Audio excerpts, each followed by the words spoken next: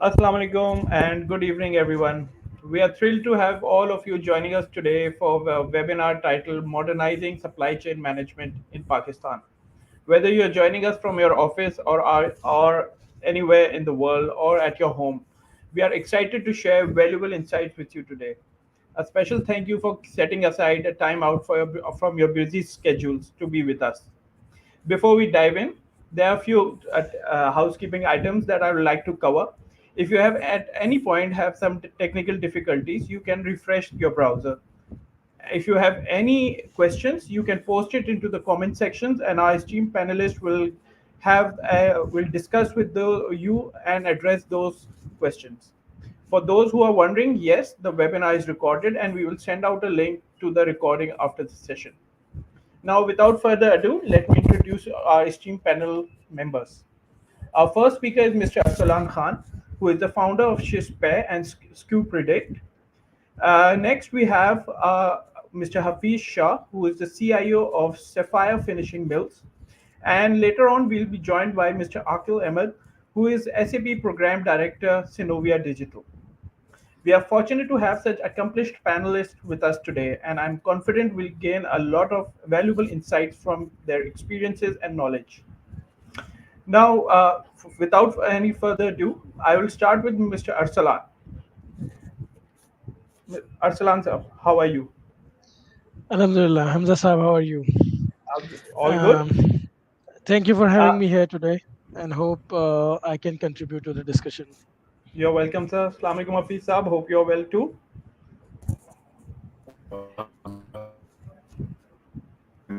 Okay, Arsalan Saab, I'll start off with you. First of all, how do you see supply chain landscape in Pakistan, and what are the key challenges that you see in supply chains in Pakistan, especially? When we talk about Pakistan, so definitely we have our share of challenges when it comes to supply chain. There are infrastructure challenges. We have sometimes we have political challenges. We have been going through so much inflation, so the prices going up and down so much also affecting us. But I think there are certain major factors where we are unique when it comes to the supply chain. Um, when we compare us to the rest of the world, or especially the developed world, then we are a little bit behind in terms of best practices, adopting the technology, using it for the right purpose, to actually enhance and support. So I think we are a little bit behind. So you can say that exposure to technology, and perhaps to some extent the usage of it, is also one of our problems. Like the adoption, we're a little behind on the technology adoption. For example, I give you an example. um, for example, when we work with the North American customers, for example, so when they are running a business, they are mostly inclined towards their sales and marketing, right? And the operations they usually outsource. So, for example, where I'm going is a 3PL industry. It's an established industry in most developed countries, that third-party logistics. And what third-party does is actually it takes care of your operations, like procurement to inventory to your fulfillment, right? And do it for you while you focus on the major business. Whereas when you see us, any of us is starting a business in Pakistan, so our psychology is different. We want to procure ourselves, we want to hold the inventory ourselves, we want to even fulfill ourselves, we want to collect the money ourselves. At the end, when you are running a restaurant, it becomes really challenging. And the reason for this is a trust, because we do not trust other people and the companies. Whereas when you see it, the developed world, they are basically trusting. So how they are trusting and we are unable to trust is basically they are trusting by the right use of the technology, right? And we are not trusting because we haven't employed the technology well. So we don't know who's procuring at what prices. We don't know, is it a counterfeit product or is it a real product, right? We don't know how much is in the inventory, how much it's gonna delivered, when it gonna delivered, when it gonna be shipped, whether the product I actually ordered, I got the same thing or I got the different thing. So I think we lack in the application of the technology, and that causes definitely severe issues. I don't want to focus on the political and economic and other issues, because I think that's where we'll not add value. Right, we know our challenges and we'll move on, but I think the technology adoption is really which can help us succeed. And I think that mindset we have of starting a business but not investing enough in the technology, just because we think that's a waste of money or the investment, and somehow in our minds that investment doesn't justify the ROI, right? And that's really stops us from moving forward. And I think since COVID, I have seen lots of adoption now in the technology, but it's still slow, and it's still very early days when it comes to Pakistan. So I think there's a long way to go. Thank you, Arsalan Sab. Coming to Hafeez Sab, as Arsalan Sab said, the lack of trust that we have in here in Pakistan, how important is transparency in supply chain management and having the application of the technology to create this trust in supply chain management? Yeah, thank you. Well, I believe transparency is very important, and because uh, one thing I think if I can relate to what Arslan said, that somehow I believe that we are not very much into sharing the pie on the table. So it's a mindset, believe me. I mean, if you work in a collaborative way, you create a win-win scenario for each and everyone. You try to make other people's comfortable and make part of your system. Ultimately it will grow, you will grow actually, right? But nobody is trying to understand. And still, yes, we are on the go. I can see there are many organizations, even in my experience in the past organization and the current one, we have the realization, but somehow I believe that people struggle to find out what is the right way, what is the way to move along. So I think there we are almost on the edge. I think if that part is done, then maybe you will see more people jump into this. Yes, I mean, if you talk about the collaborative partnerships, that facilitates the real time of information and data across the supply chain as well. And if you will be sharing the data, that definitely it will create more visibility and enhance the transparency. And I believe that this will also lead to a better risk management as well, and the real time the decision making. I think nowadays, most of the companies, they are creating or developing their digital roadmaps, right?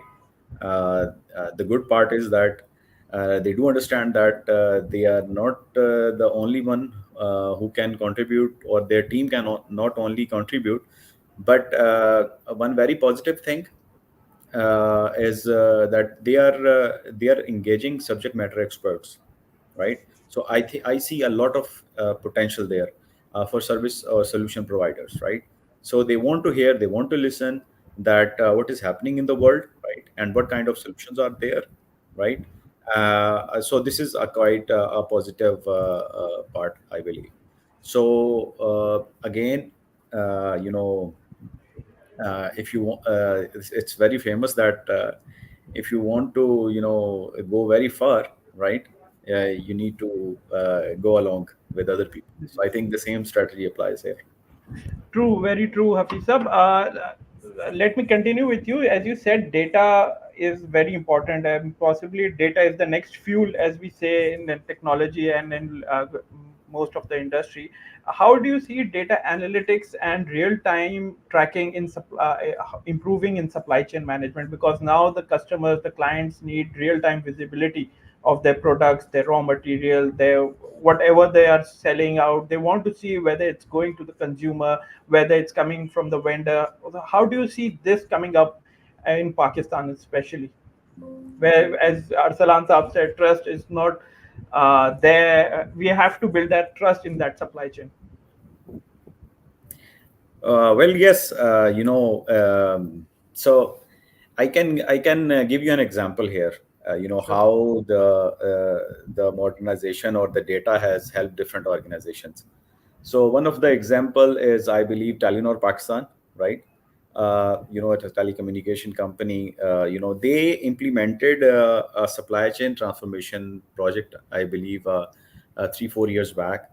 That project aim was to enhancing the efficiency of the distribution of its distribution network. Now they utilize basically modern technologies like IoT and advanced data analytics to optimize the inventory management and route planning, right?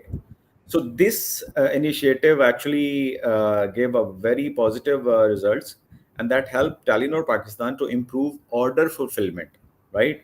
That reduced the inventory carrying cost and enhancing the accuracy of demand forecasting.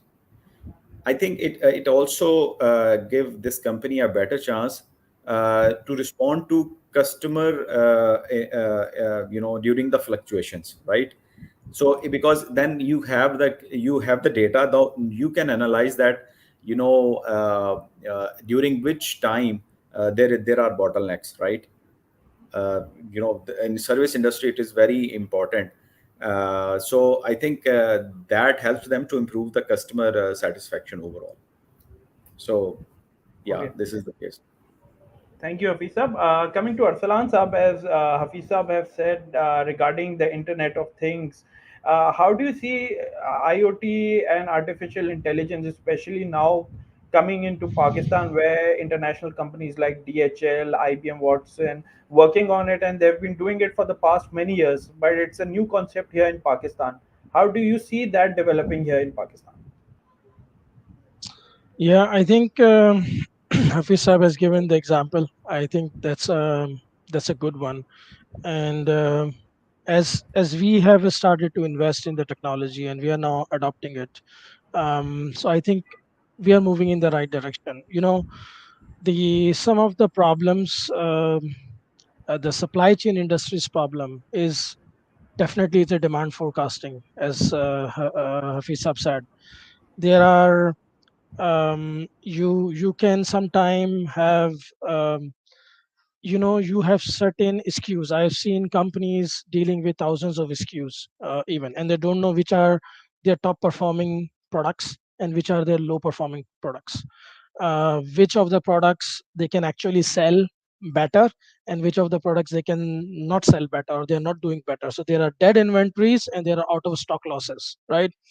So here, if you look at the AI, is basically is what AI tells you. Like if I am running let's say an e-commerce shop or a retail store, and I'm doing a few thousand orders a day, right? And I give you all the data. You can have an analysis sit evaluating it for days and probably not told you the true story, right?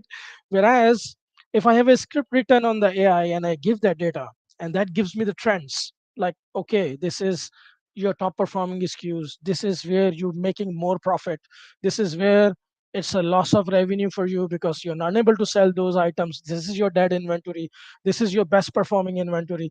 So I think an AI can actually give you those decisions sometimes and even the recommendations in a very short time, which maybe a human will struggle to get to. Of course, you can set the guidelines and the monitoring. It's not like that AI can do it on itself. You need to feed the data in a particular way. You need to apply certain follow and process. But yes, it adds lots of value in such critical decision making, which maybe if done manually um, would cost a lot in terms of forecasting, keeping your inventory up to date, And these days, for example, another scenario is the prices going up and down really because of the international inflation, the inflation in Pakistan recently.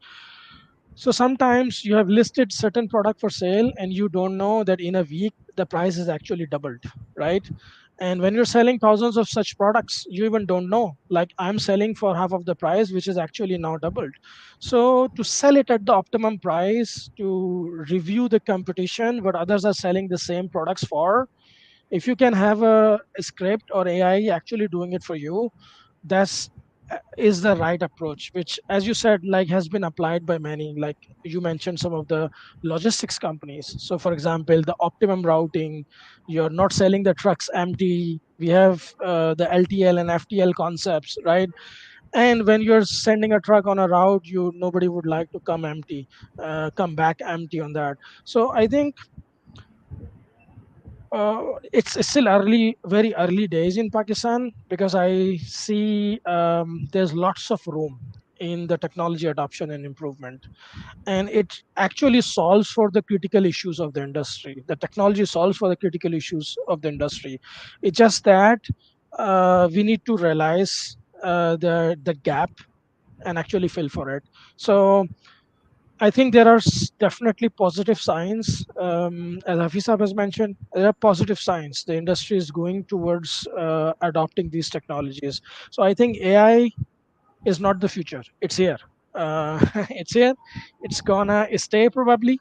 So we not gonna run away with it. So best chance for us is to adopt it as soon as possible, rather than it actually forces us or maybe eliminates us because we just fail to upgrade ourselves. So that will be costly. I think AI is solving definitely. IoT has solved a lot for logistics industry. I know companies like Motive Truckings basically started from the simple IoT device, right? That was done for truckers to just monitor that how many hours someone is driving. That's where it all started. So that IoT device has actually transformed the trucking industry in the US, if you look at it. So, yes, I would say we are just getting started. That doesn't mean that it's the future, it's already here. And I think sooner we as a business adopt to these technologies, we will be able to see the value out of it. It technology actually pays for itself. It saves you more than you actually invest. That's the trust part we discussed in the supply chain. So I often say to my colleagues, like if there are no thefts or missing items happening in the supply chain, nobody will buy software from us. That's how it is. Thank you, Arsalan Sab. Hafiz Sab, coming to you. How can small, size enterprises can take competitive edge over these large companies? We see basically large companies have the capital, they've got the financial ratios in place and everything. They can adapt to it very quickly. But with AI and IoT coming in, the small, medium enterprises have also that competitive edge now to at least compete with these large companies. How do you see that evolving in Pakistan? Uh, well, yes. I mean, you rightly said they have, I believe, this advantage because I think they can easily focus on a niche market, and that basically give you advantage. So for instance, there are subject matter expert that can excel by focusing on niche markets and customizing their supply chain to cater specific customer demands, right? Their smaller size basically is to their advantage, that offer them to for great agility and responsiveness to the changing market condition, which can be, I believe, a competitive and also a competitive advantage. And also, I think they are more open for collaborative partnerships, right?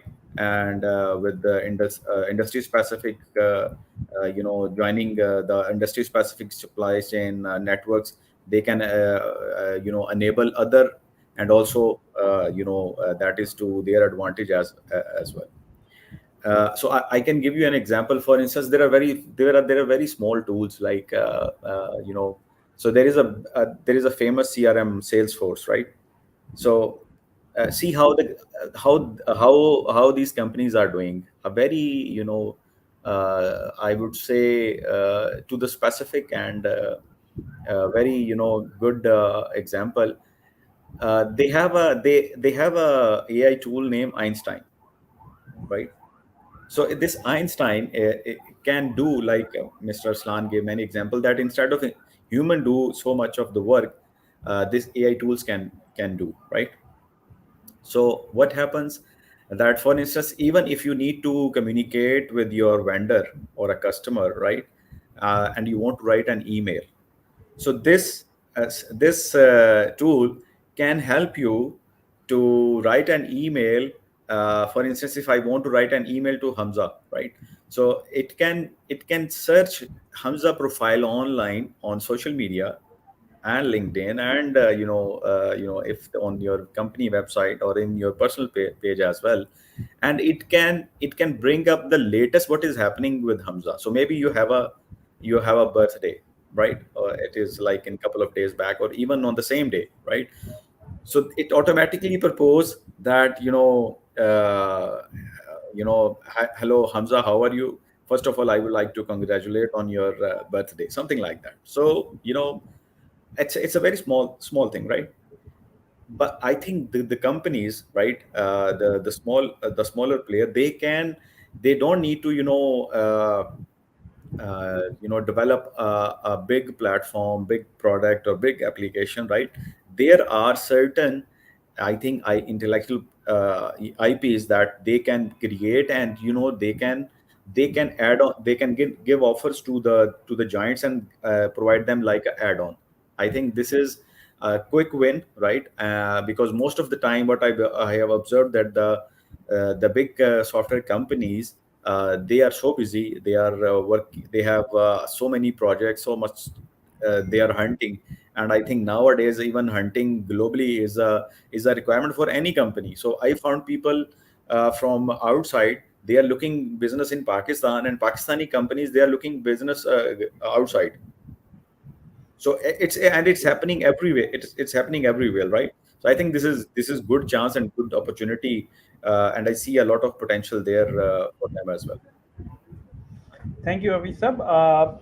Linking the AI part and the other things, and now we have got an e-commerce and digital platforms that are coming up here in Pakistan, and there are maybe all the companies now are trying to get on this e-commerce and digital platform train that is going on. How do you see that coming up in Pakistan? Are the companies taking full advantage of it, or they are still lacking behind? Being you being an IT expert, how do you see that?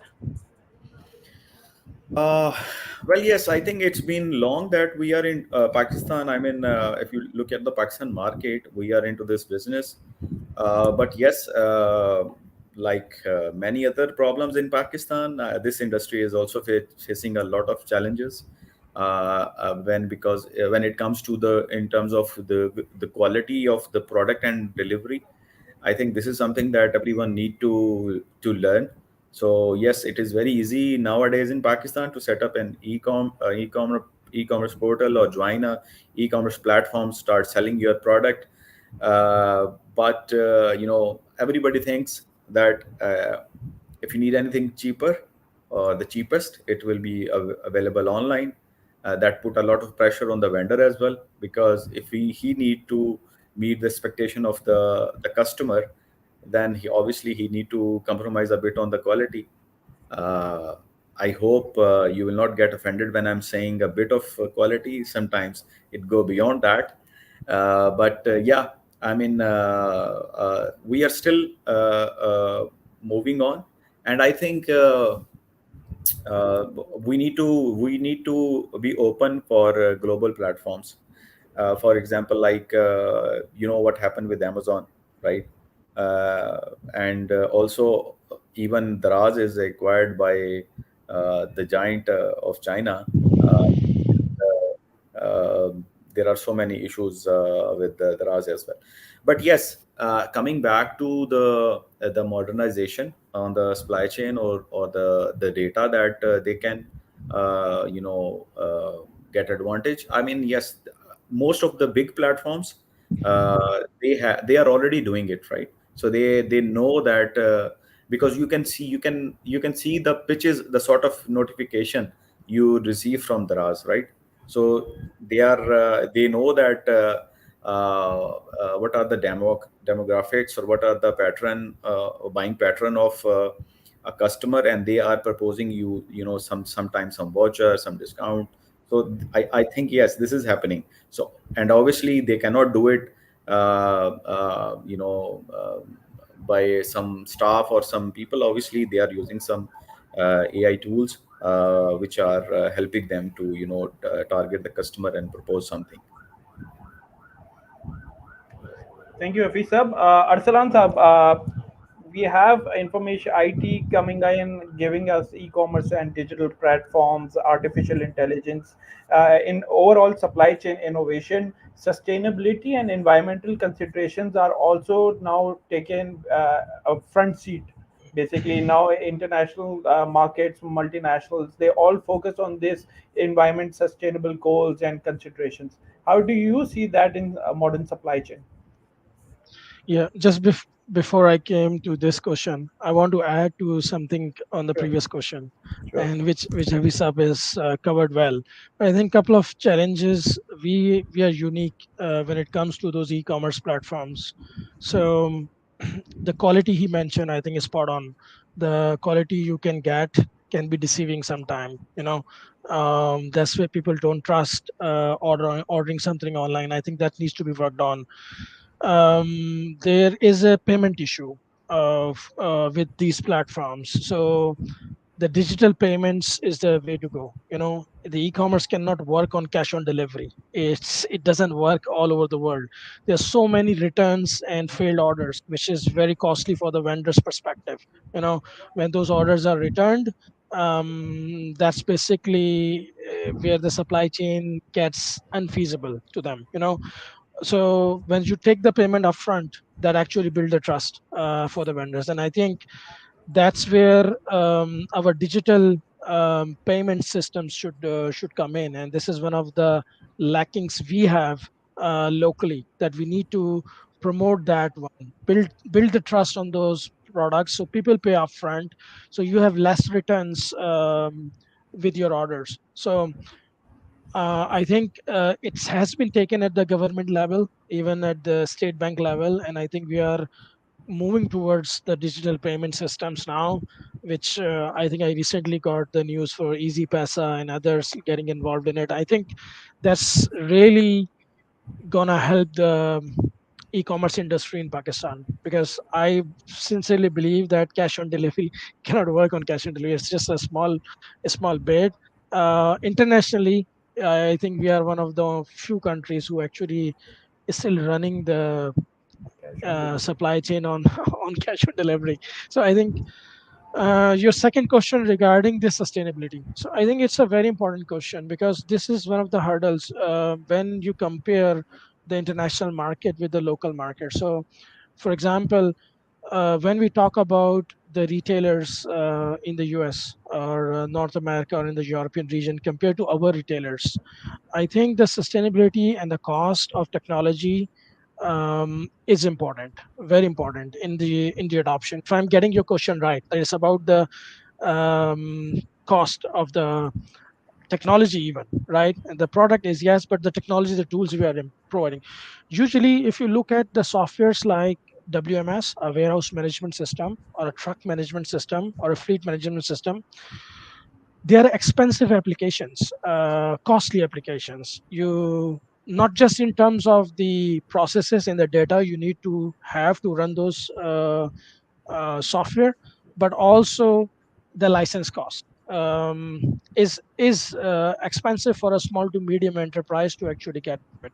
So I think the room here is for us to have SaaS applications available for our SMB sector.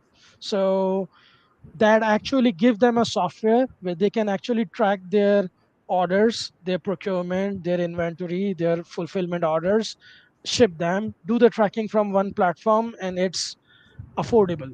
Right now, the problem is that the software available for this stuff usually are very expensive, and those which are cheaper are actually not good at quality. So local industry, we blame the local industry like I did initially, like they're not adopting the technology, but the industry can also blame us and saying that we are not providing them the optimum solutions affordable to them. So I think there is a room for improvement on both sides.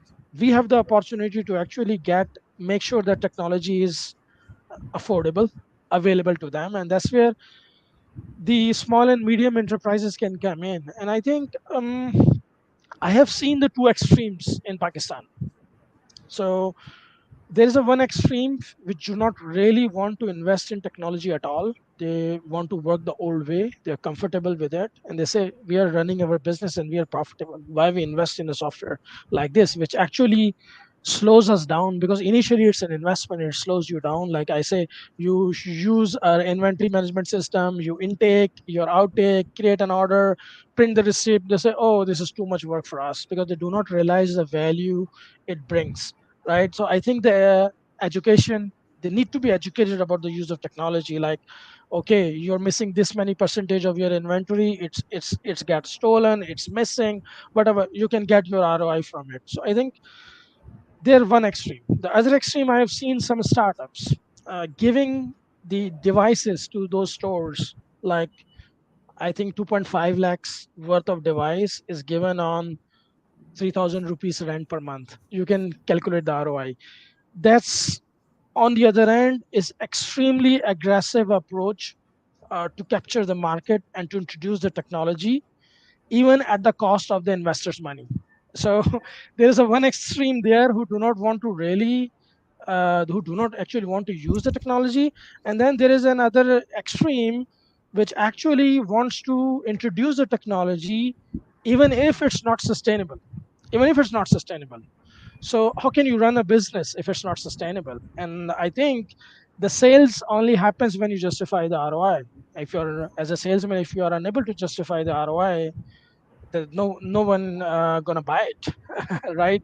So I think this is a very important factor for us as technology companies to focus on, that we have adequate solutions available for our industry, for our small to medium sized businesses, without really ignoring the sustainability factor. Because if it's not sustainable, nobody will survive it, right? It can run for an year or two or pay from the investors' money, but sooner or later you're going to run out of that. And then what will happen if you are not even break even, right? And on the other hand, we have businesses who feels we are good, we are still using the 30 years old system, or just the Excel sheets, or just the paperwork, and we are still making money. But what we are not doing is we are not educating them the opportunity they are missing in terms of their ROI to be better, and how to scale their businesses. Because if you want to scale a business and you want to create 10 such similar businesses, you must invest in the technology, not tomorrow, but today. Um, Getting my point? Thank you. Assalamu alaikum, Aqil Saab. Hope you're well. Thank you for joining us. We were talking about the role of information technology and the latest trends in supply chain in Pakistan. Would like to hear your thoughts on it, the role of technology and in supply chain, especially in Pakistan perspective. So, assalamu alaikum, everyone. Sorry, I guess I've just had another meeting, so I had to just be pulled out. Look, I was talking to Suhail earlier, and I was just telling him that I'll be honest, my experience in Pakistan isn't great, because obviously majority of the customers that we are actually holding are obviously either in the UK or in Ireland or in the UAE. So I can only provide some insights from that point of view. I'm not particular. It's very interesting to actually hear what Arsalan was saying, what's happening in Pakistan. I just have two views actually on this, and I'll come back to the technology point in a minute. I'll give you some examples that we have done. I think it's the biggest problem I feel that we face, obviously in Pakistan, is more around the adoption, technology adoption. I've seen this because we worked around different sectors. We've done quite a lot of assurances work within different industry sectors within Pakistan.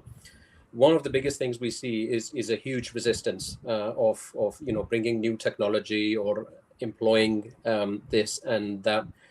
But I think what does not work also in Pakistan is actually the when I'm comparing this with the other clients and countries that we geographically, is that there is no legal and there is no legislative force or push that is actually asking you to change your way of working. Okay, so for example, in the EU, we are majority of the demands that we are actually getting from the customer, they are not actually IT driven, they are more legislative driven.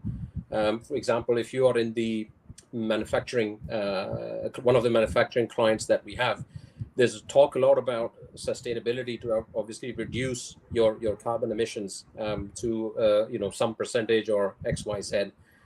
You can't just do this overnight, right? So in order to do this, there is so many touch points that are in there, that the raw materials that you're sourcing, the products that you're gathering, the temperature at which the products are being maintained, whatever those factors are. So all of those different factors then obviously have got to be recorded in a transaction format, so that you can obviously then overlay this or provide evidence for all of this.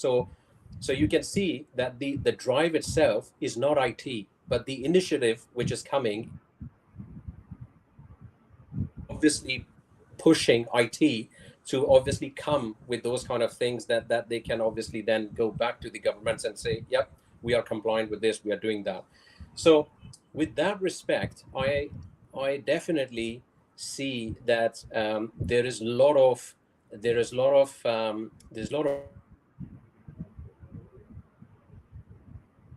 into this sector, especially the supply chain sector, and there's quite a lot of other things like you can do with the digital stuff, etc.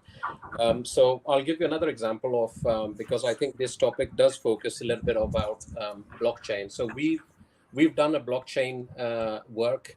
Just recently, we've come up with one of our clients is based in Canada, and they had a big problem. So this is we're talking about 75 warehouses, about I don't know how many square feet. So they are one of the biggest wholesale distributors, and they have got around, just for an argument's sake, I think they've got about 40,000 shipments per month, which means that you have got 40,000 deliveries actually leaving from your enterprise.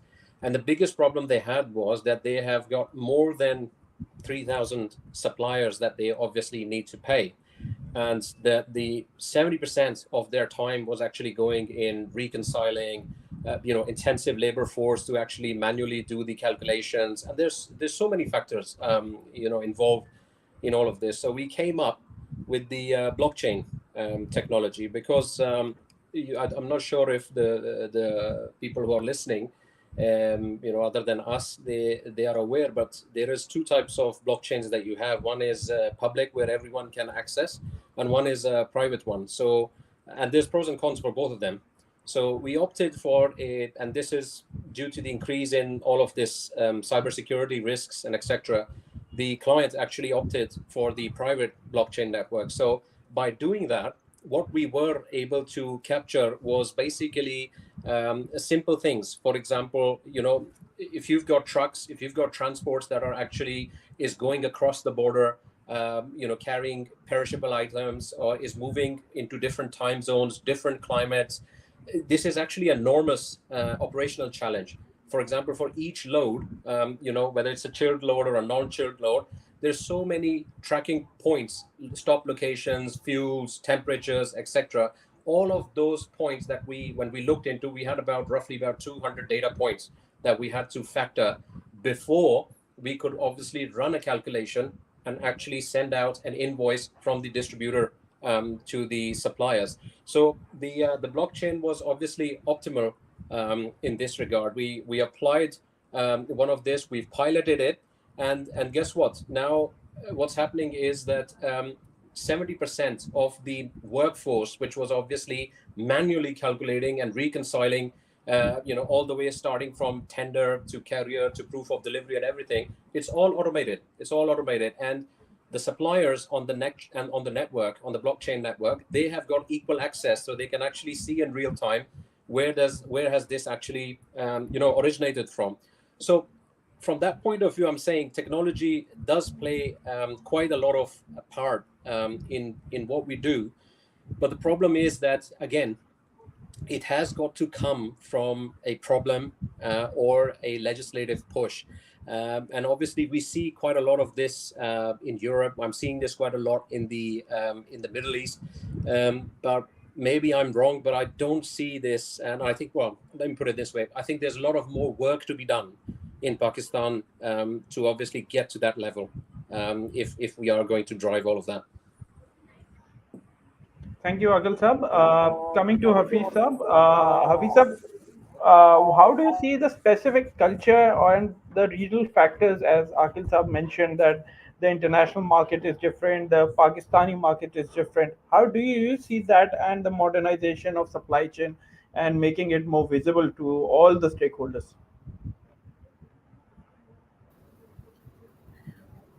Uh, yeah, obviously, I think the companies, they have to invest into end-to-end digitalization. You talk about IoT, you talk about AI, or you talk about blockchain technologies, because this will ultimately help them to improve the visibility and the transparency that we have discussed, uh, and that will support them in making effective decisions across the supply chain. Again, one more thing related to the collaboration. I think the partnerships will they need to for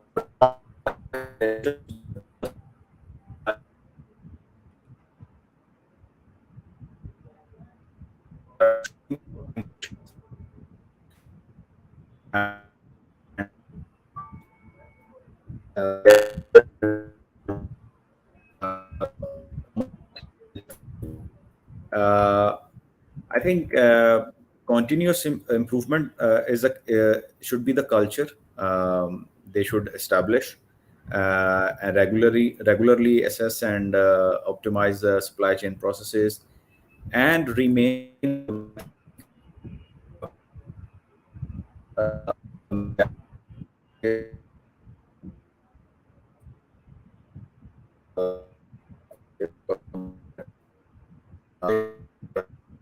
adaptability.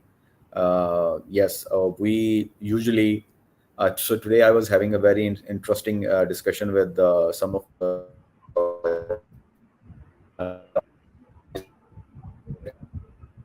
everyone was talking about that companies, they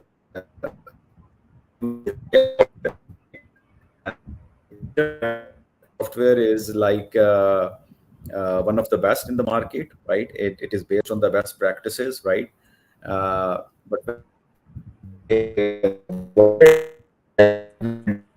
Hafiz sir, I think so. Your internet connection is a bit unstable. We are not able to get connect. One of the risks with that, basically, we see in the telecommunication IT sector is the internet connections, not only here in Pakistan but anywhere with one of the potential risks.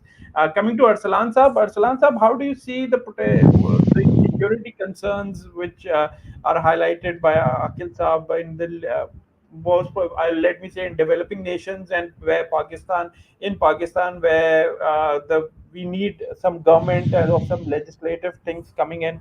How do you see the risk and the security concerns in adopting these modern supply chain techniques?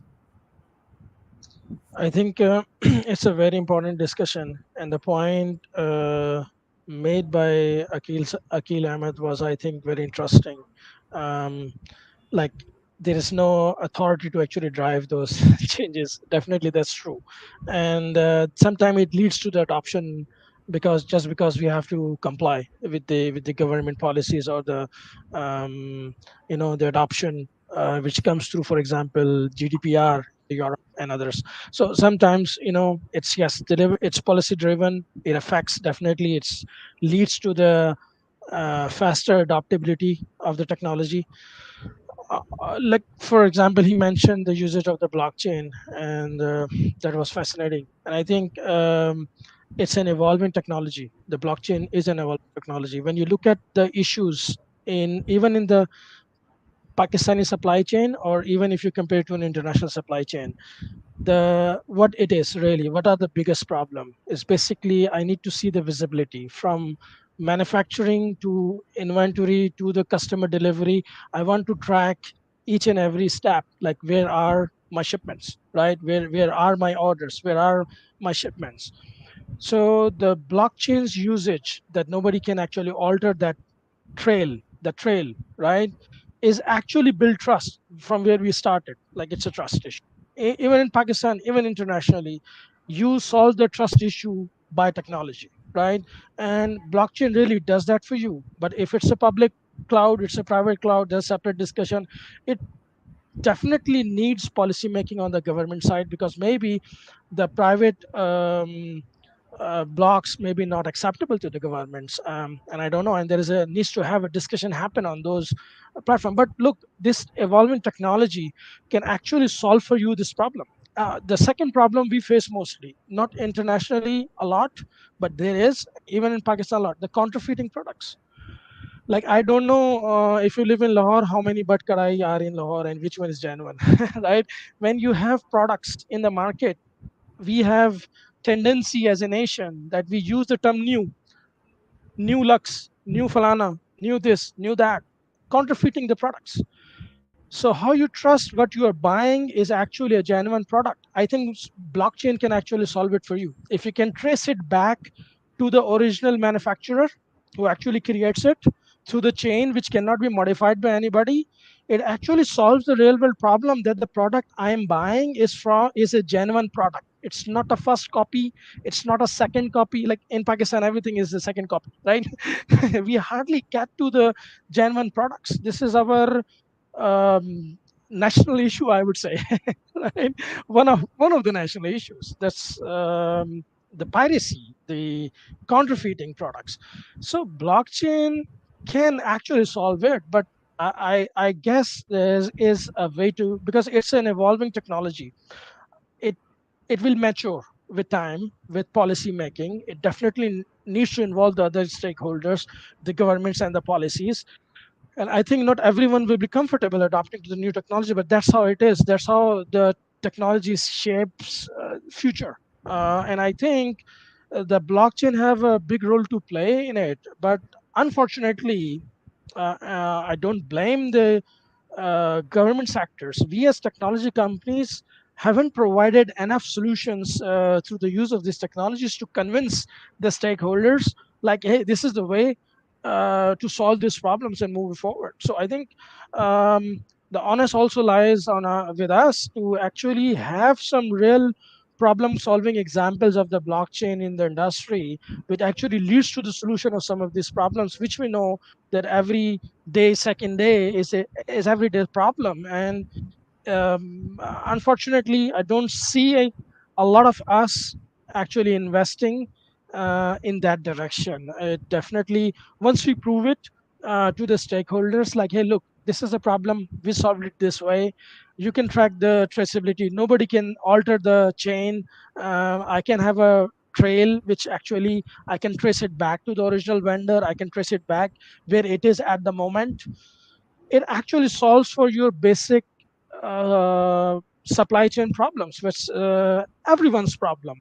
We have our own share internationally, and that's why you employ a supply chain software to solve these problems, to have a trail, to trace it back, to make sure the products you are buying are genuine, they are delivered on time, you're contacting the right vendor. So I think definitely the future lies with the technologies like blockchain. And I'm sorry, what was your other question? I think I went with what Aqil Sah was saying, and I was actually fascinated by his example.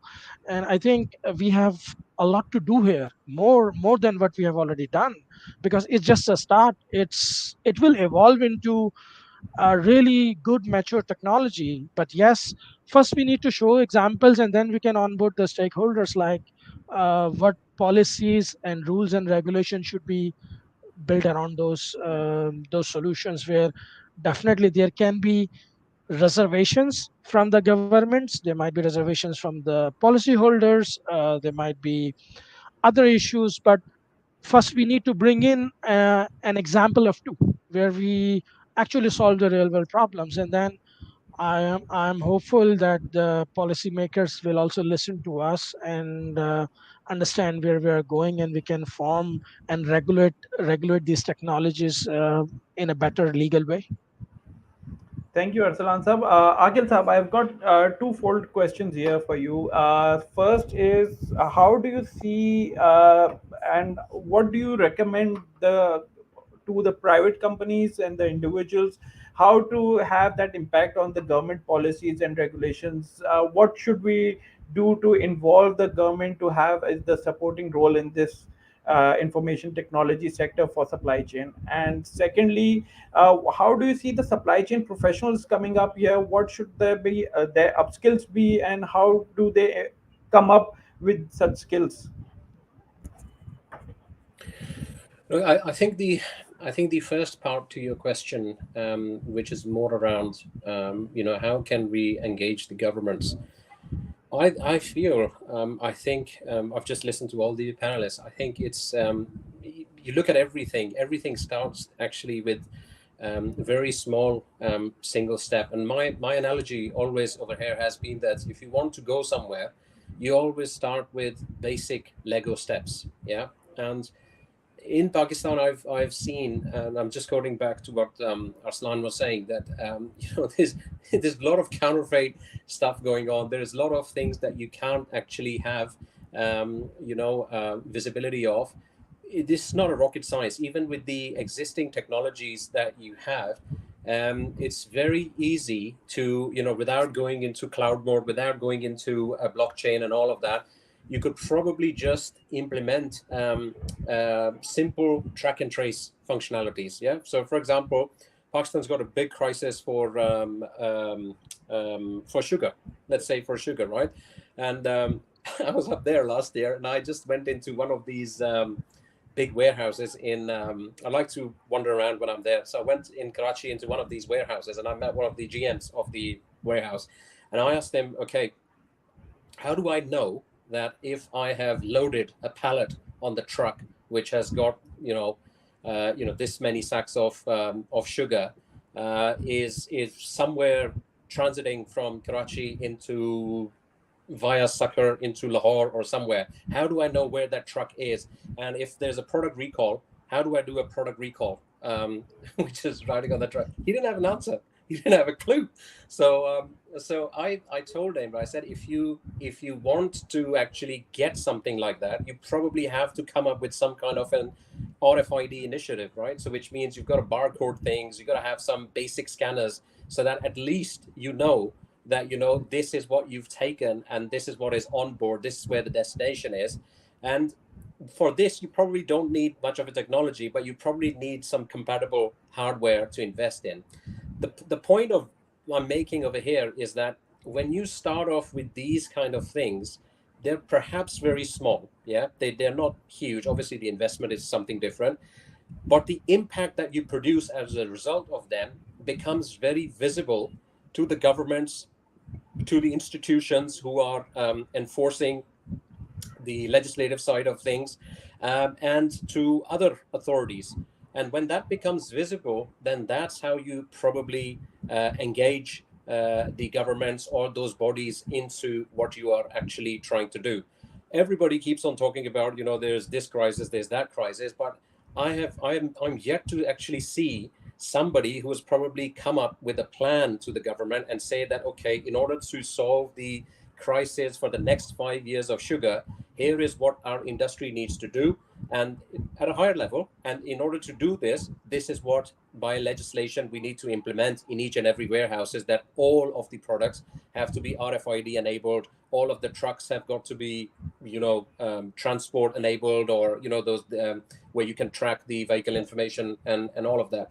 None of that exists. So you have to make small steps like that to actually tell the government that this is going to bring the wider benefit, and that's how you're going to engage them on the journey. If you can't just go to them and tell them, what, tomorrow I'm actually, we're moving everything onto to a SaaS model. They probably won't even come near to you, because they will think that you've actually gone mad because you want to put our entire business onto a cloud platform, which we obviously don't know or haven't got, or have got reservations about security.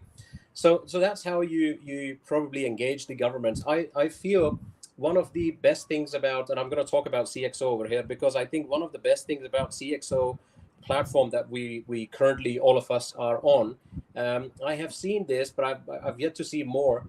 There are some people on that platform who are obviously from the legislative authorities, or who are part of, for example, Software Board of Pakistan, etc. Those are the people that you need to engage in, because they are the people who are the advocates sitting in front of the governments, who will be talking the language that we, me, you, and all of us are actually talking, and that's where it's going to come in. So that's my view. Do whatever you do, but do small, because doing small things obviously brings larger win-win positions. Your second point regarding was it more to do with the supply chain professionals and with their upskills. yeah, I've met quite a lot of individuals in Pakistan. First, Alhamdulillah, Pakistan is actually one of the biggest knowledge base that I've seen. There's a lot of potential, especially with these young people. And my one advice to them has always been that, even in my own company, I keep on reiterating this. It's not about the technology, because technology will change. You will learn new trends. You will do whatever. What you need to focus on is basically learn what is the basics of the supply chain, because once you start to learn the basics of the supply chain, not from a process point of view, but from a customer point of view, then you will actually understand how inbounding is actually working, how outbounding is actually working, what's happening with inventory controls, what's happening with stock, and everything. And what it does is, our generation now is actually focusing more on technology, and they lack the business knowledge, because when you sit in front of the customer is not interested in technology. They're more interested in what is the knowledge of the business that you are bringing in, and how could you actually change the direction of that business. So I think young people who are getting into this business should be involved more in understanding the supply chain side. And one of the ways of doing that is do volunteer work. Go into one of these manufacturing industries. There are a lot of apprenticeships programs, there are a lot of internships programs. Be part of them. You don't need to be paid for get paid for all of this, but that's how you learn the process. And once you learn it, then you probably link that with whatever sector you're in, whether that's technology, cybersecurity, or whatever. Thank you, Aqil Sab. Final questions to Hafeez Sab and Arsalan Sab. Any message to the young supply chain professionals, or the supply chain existing professionals? What do you want them to achieve, or with respect to the technology and the latest trends and modernizing the supply chain? Any message to you? Okay. Yes, I think what they need to understand is that so modern supply chain management is a multi faceted discipline, right? Because that requires a combination of strategy, technology, operational excellence to meet the demands of today's fast-paced and interconnected business environment. So the people or the companies that they want to excel in supply chain management, they can gain a competitive edge and better respond to market changes and customer expectation. Uh, why I'm focusing more on the customer centricity is basically because supply chains are increasingly tailored to meet the specific demands of customers. So in this competitive environment, the companies are striving to provide faster delivery solutions, the customized products, and enhance customer experiences. One thing that I would want to the young guys to focus on is the collaboration and integration, because we discussed that this will help all of us, right? And like Mr. Akil said that, yes, like this platform is helping. I also got to interact with many of the government officials, right? So we need to work together. We need to listen, right? And yes, we need to approach the right people, right? who can who can not only help you or a company, but I think as a Pakistan overall. So this will be my message. Thank you, Hafeez Sab. Arsalan Sab, your thoughts or Yeah, message? I think, yes, I think for the youngsters, or those who are already in the supply chain, or those who wants to be in the supply chain, I think my message would be that first is they learn the basics of supply chain. I think that's important, as Akil said. Learn the basics. Technology will definitely come. That's already here to stay. So if you learn the basics of the supply chain, then you can actually adopt to any tools and the technologies available. That's definitely is number one. Number two, my second advice to them is they need to research about the tools and the solutions available to them, like for example some of the AI tools which can help them in their day-to-day work. People often, and there was one question right here, I don't know, we'll get to it, but I will just touch it a little bit. People do get resistance when it comes to the newer technologies, especially those who are doing it the old way, they get uncomfortable. But the young generation and the youth, they need to learn this thing that this is here. They need to adapt to those AI based tools which can help them in their decision making, in prediction of their inventories, in they can actually help or make an impact with their companies when they actually adopt to those tools and technologies. So, but before that, they actually start evaluating the tools. First they learn the basics, then they invest the time in some tools, especially the AI tools that can help them in their day-to-day task, and then also they can help their respective companies by learning those tools and upgrading them. If you have the basics strong, you can actually adopt to any technology available. If it's AI or it's something else in future coming up, or robotics, or really some other way of adopting and helping. I think our professionals and students should invest some time and keep themselves up to date with what's happening around the world, where the technology is heading. And I think um, we are very good normally at this thing. Our students are normally very good at it, but you might feel threatened sometime by the change or the adopt technology. You might feel like there is a misconception, I would say, that AI going to replace so many workers and blah blah blah, right? But if you learn AI and how to operate it, I'm sure you're going to stay at your job. Agil Sab, your final thoughts so that we can wrap it up. No, look, I think I'm just going to echo. I think there is quite a lot of work to be done. When obviously we moved in, and we obviously established our competency center in Pakistan, we knew that there's quite a lot of growth in this area. This is a huge market, and obviously a lot of manufacturing industries were obviously booming up at that point.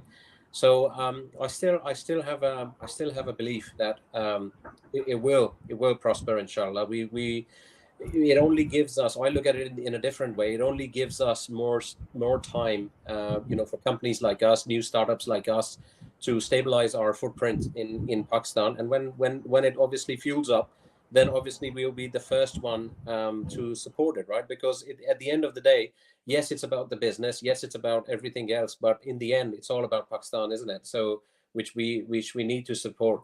My only last advice would be that and this is very general advice, to be honest, to all youngsters who are probably listening this or need to come into supply chain profession. I would strongly, very, very strongly encourage.